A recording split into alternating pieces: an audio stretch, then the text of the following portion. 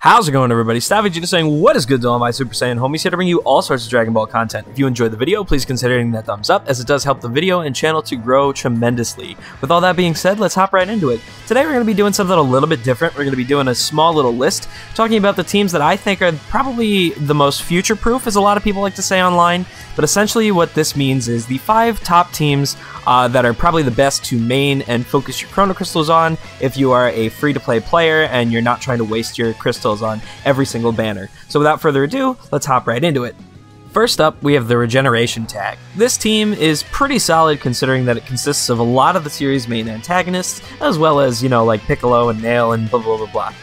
So the main thing with this is once again, because it involves a lot of the antagonists from the series, you do get a lot of free units for this team, or even just free Zenkais, some of which are really timeless, including the yellow DKP, the green Boo, and then the purple Zamasu, all of which were free Zenkais. The first two I mentioned were obviously via the Ultra Space Time Rush Exchange Shop, and then we had the Gauntlet Battle for Zamasu. But then we've also got things like the Android 21, who has now had, the blue one that is, who has now had 2 free events. We've also had the green Kid Buu. We've even had the red Omega Shenron for the Ultras. So Regen gets love every now and again, and although they like to buff powerful opponent a bit more nowadays, it's still, they kind of go hand in hand with one another.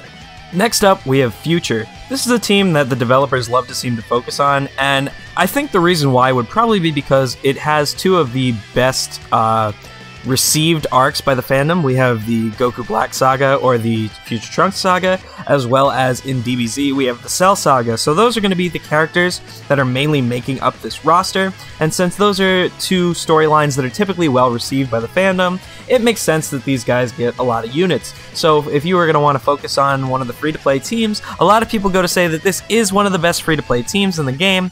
However, I do think that there are a few other teams worth mentioning.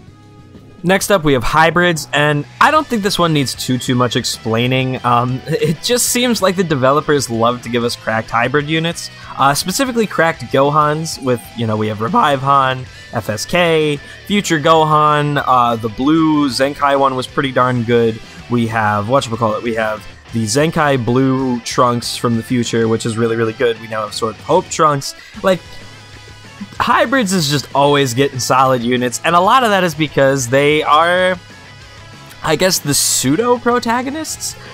You've got Goku, who's our protagonist, we've got Vegeta as our detrotagonist, and then you've got Gohan and Trunks are their kids, and then you've even got Goten in the mix as well, and that just sort of makes it so that they have a ton of units. Factor in as well that we're going to be getting the superhero movie coming up in March or May. It's one of the M months, I can't remember off the top of my head, and that is going to heavily feature Gohan and Pan, so I'm sure we're going to be getting more of these guys throughout the coming year.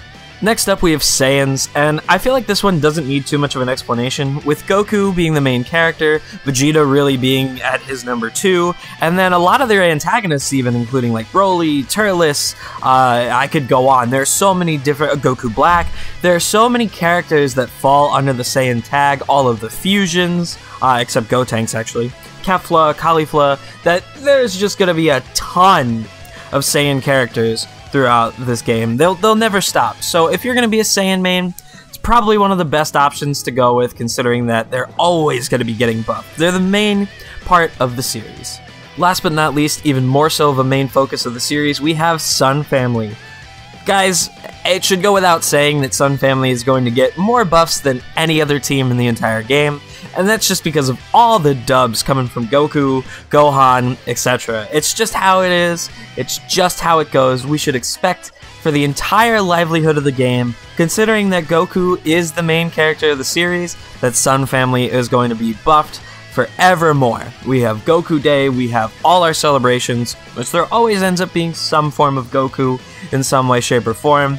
You can't go wrong maining Sun Family, in my opinion. And with that being said, that wraps up what I believe are the top 5 teams in the game that are pretty much future-proof and are best to spend your crystals on if you're going to be a free-to-play player who is saving up for all these big celebrations and banners and whatnot.